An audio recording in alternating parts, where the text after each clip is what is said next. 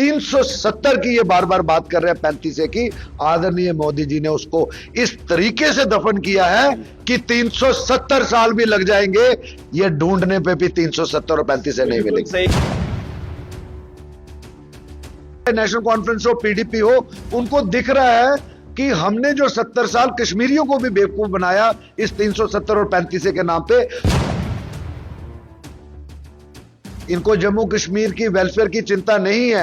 आज उग्रवाद 85% जो है स्टीप डिक्लाइन हुआ है पिछले 7 सालों में। और जो इनके कार्यकाल में जब 370 और 35 थी, तो ये उल्टा कहीं ना कहीं लगता था कि इनकी सरकारों में ऐसे लोग बैठे हैं जो अलगाववाद को संरक्षण दे रहे हैं।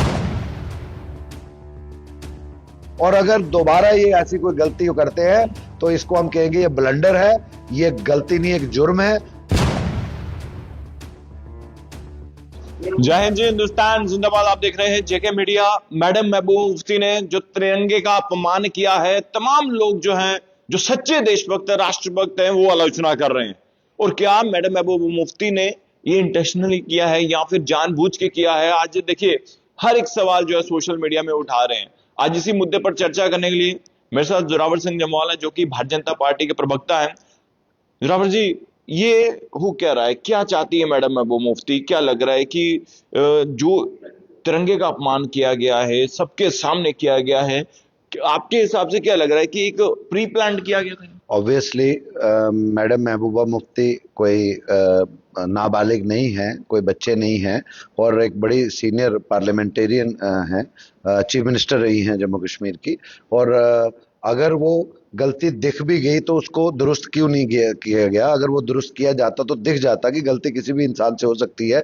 लेकिन जिस तरीके से डेलिबरेटली, ऐसे उनके पास 8 से 10 एडवाइजर्स हमेशा दाएं बाएं रहते हैं, तो जब इतने लोग वहां पर थे उनको कर्टेल किया गया और दिख रहा था, सामने मीडिया दर्शा रही थी, कैमरा पे था, जब दिख रहा था कि हमारा तिरंगा जो हमारे दिलों की धड़कन है उसको उल्टा पकड़ा गया और उसको उनको बताने वाला कोई नहीं था कि इसको सीधा कीजिए। मुझे कहीं ना कहीं लगता है ये एक डेलिबरेट अटेम्प्ट थी। इसकी सिर्फ निंदा नहीं करनी चाहिए, बल्कि इसको और एक स्टेप आगे ले जाके हम ये कहेंगे कि पीडीपी का रियल फेस, जो सही चेहरा जम्मू कश्मीर के लोगों के और पूरे देश के लोगों के सामने खुला है, कि वो लगता है कि कहीं ना कहीं पाकिस्तान की हुकूमत या पाकिस्तान के हुक्मरान जो भारत के प्रति जैसी मंशा सोच रखते हैं, उस तरीके के दृश्य और कृत्य जो है वो मैडम महबूबा मुफ्ती ने कल करके दिखाए। और उसके साथ में मैं ये कहूंगा कि आए दिन ये बात करती हैं कि कालियां पट्टियां देखिए कुछ पार्टीज ने बांधी हुई, और कुछ लोगों को,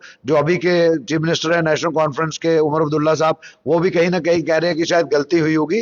जब ऐसी बात आती है तो कश्मीर बेस्ड पॉलिटिकल पार्टीज इकट्ठी हो जाती है, बजाय इस चीज को एक्नॉलेज करने के, एडमिट करने के कि ये गलती नहीं, बहुत बड़ा ब्लंडर था और इसके लिए देश के सामने, देशवासियों के सामने माफी मांगनी चाहिए। आपको लगता नहीं जोरावर जी, जिस तरह से देश का माहौल बिल्कुल जो है अब राष्ट्रभक्ति की ओर बढ़ रहा है, कश्मीर के युवा भी देश हित के लिए आगे आ रहे हैं, ये कहीं ना कहीं फिर से उन युवाओं को एक गलत मैसेज या गलत चीज जो है वो... देखिए, जो लोग ये अलाग अराप रहे हैं कि हम 370 और 35 को वापस लेंगे, सबसे पहले तो वो भूल जाएं। और खासकर पीडीपी या उनके साथ जो भी जमातें खड़ी हैं, मैं बता दूं कि जो कहते हैं कि जी 370 चले जाने से, 35 से चले जाने से जम्मू कश्मीर में डेवलपमेंट रुक गई है, जम्मू कश्मीर को रोका जा रहा है, ये उनकी गलत फहमी है। इन 7 सालों में मैं समझता हूं कि आने वाली 7 पीढ़ियों के लिए बदलाव जो किया है आदरणीय मोदी जी ने, ये अपने आप में बहुत बड़ी बात है। और आने वाले समय में पता लगेगा कि किस तरह का बदलाव है। इन 7 सालों में जो 370 और 35 से धाराएं रोकती थी तरक्की और डेवलपमेंट को, और कुछ चंद पॉलिटिकल घराने अपनी जेबें भरते थे, करप्शन जो चरम सीमा पे थी, और 370 और 35 की आड़ में ये खेल खेला जाता था। जब आदरणीय प्रधानमंत्री मोदी जी ने इसको 5 अगस्त 2019 को निरस्त और ध्वस्त किया है, तो मैं समझता हूं ये बहुत बड़ी बात है। आज आम जनमानस को जो सुख सुविधाएं मिल रही हैं वो पहले कभी नहीं मिली। आयुष्मान किसी को मिला, पूरी जम्मू कश्मीर के आज लोगों को मिल रहा है, ये अपने आप में बहुत बड़ी बात है। और जो कश्मीर के लोगों को ये अलगाववाद और उग्रवाद की तरफ वर्गलाते थे, ऐसी बयानात इनके सामने आते थे कि कश्मीर का युवा मिसलीड होता था, आज उसी कश्मीर के युवा ने टेररिज्म और सेपरेटिज्म को रिजेक्ट कर कर हाथ में किताबें पकड़ी है, हाथ में जो है लैपटॉप्स पकड़े हैं, और दूसरी तरफ अगर हम पीओजे की पाक अधिकृत जम्मू कश्मीर की बात करें तो आज आप देखिए, अगर इस जम्मू कश्मीर में टूरिज्म है तो वहां पर टेररिज्म है। और वहां के लोग भी देखो अपने बेसिक राइट्स, फंडामेंटल राइट्स के लिए गुहार लगा रहे हैं, पीसफुल डेमोन्स्ट्रेशन कर रहे हैं, और पाकिस्तान की सरकार, पाकिस्तान की अथॉरिटी जो है उनको टेररिस्ट डिक्लेयर कर रही है, उनकी ऑर्गेनाइजेशंस को बैन कर रही है। और जो रियल सेंस में टेररिस्ट हैं, इंटरनेशनली जो अनाउंस किए गए टेररिस्ट है, चाहे उसमें हाफिज सईद हो, मसूद अजहर हो, पाकिस्तान ने उनको अपनी गोदी में बिठा के संरक्षण दिया हुआ है। लेकिन कश्मीर बेस्ड ये पॉलिटिकल पार्टीज जो 35 से और 370 का अलग राप रही हैं, उन लोगों के लिए एक लफ्ज तक नहीं निकल रहा है। उन्होंने आज तक कभी मजम्मत नहीं की।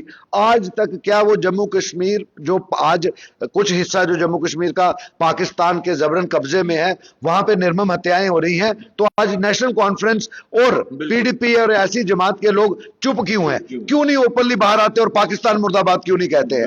आज ये देश सुनना चाहता है, जम्मू कश्मीर का अवाम सुनना चाहता है, आज इनके लब क्यों सिले हुए हैं? और आज कहां पे हैं so called human right activist जो छोटी सी बात को लेके पूरे देश में चर्चा का विषय बनाते हैं?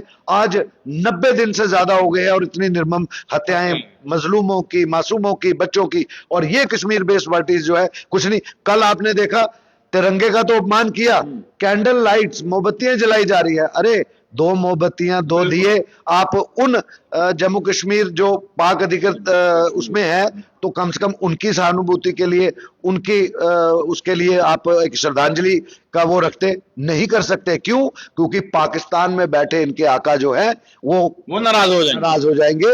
ये एक वजह है। मैं समझता हूं कि इनको बड़ा क्लियर कर लूं कि अभी एक समय था कि जम्मू कश्मीर का लिटरेसी रेट कम था।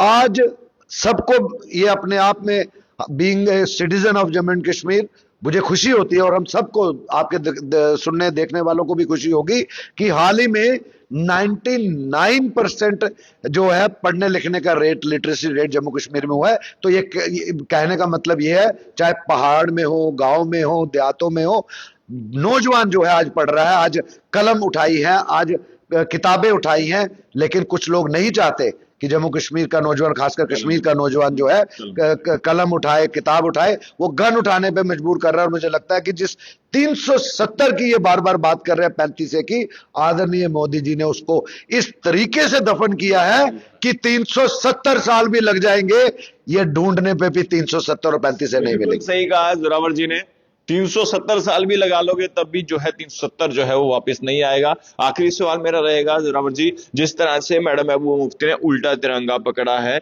लेकिन जम्मू के ऐसे बहुत सारे डोगरा आप कह सकते हैं कि कार्यकर्ता हैं पीडीपी के, उनके मुंह से भी एक लफ्ज नहीं निकला कि मैडम महबूबा मुफ्ती ने गलत पकड़ा। देखिए, अफसोस इस बात का है, सही को सही और गलत को गलत कहना में भी गट्स चाहिए और बात करनी चाहिए।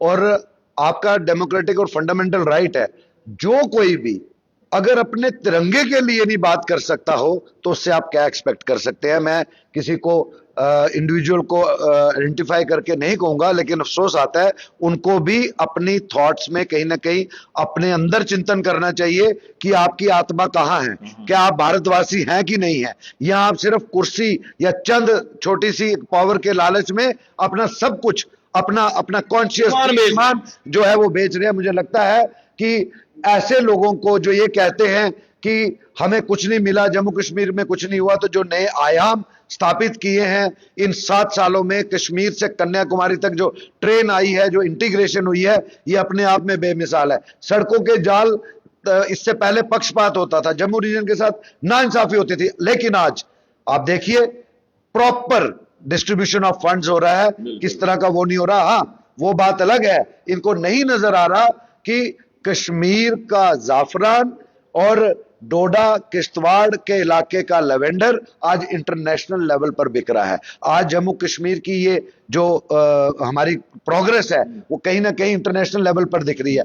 आज जम्मू की कलाड़ी या बसोली की आर्ट पेंटिंग्स जीआई टैग्ड हो चुकी हैं, जो 5 अगस्त 2019 से पहले समय समय पे सरकारें थी, नहीं किया। इन्होंने हमेशा अपने ही चंद कश्मीर की जो कुछ पॉलिटिकल परिवार हैं, अपने घरों को देखा, अपने दरबारियों को देखा, अपने दरबारियों के आगे जो रिश्तेदार हैं उनको देखा।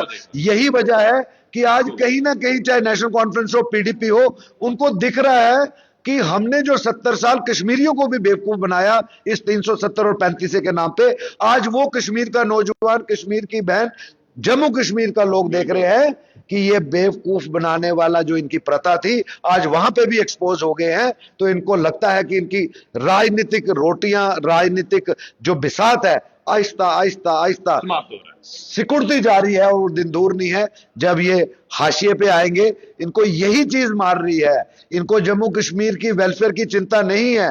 आज उग्रवाद 85% जो है स्टीप डिक्लाइन हुआ है पिछले 7 सालों में, और जो इनके कार्यकाल में जब 370 और 35 थी तो ये उल्टा कहीं ना कहीं लगता था कि इनकी सरकारों में ऐसे लोग बैठे हैं जो अलगाववाद को संरक्षण दे रहे हैं, जो टेररिस्ट रिलेटेड इंसिडेंट में लोग बैठे हैं उनको कहीं ना कहीं संरक्षण प्रदान होता था, आज नहीं हो रहा है। तो पेट में दर्द मेरे भाई विमल जी, ये यही हो रहा है। तो मुझे लगता है कि इनको इन चीजों से परहेज करना चाहिए, और अगर दोबारा ये ऐसी कोई गलती करते हैं तो इसको हम कहेंगे ये ब्लंडर है, ये गलती नहीं, एक जुर्म है। जो अपने तिरंगे का सगा नहीं तो किसका सगा हो। बिल्कुल सही कहा। तो देखिए, जोरावर सिंह जम्वाल हमारे साथ मौजूद थे, भारतीय जनता पार्टी के प्रवक्ता हैं, और उन्होंने खूब खरी खोटी सुनाई है। अब आपको क्या लगता है, खबर देखकर अपनी राय जरूर कमेंट बॉक्स में रखिएगा। देखते रहिए जेके मीडिया। धन्यवाद। जय हिंद।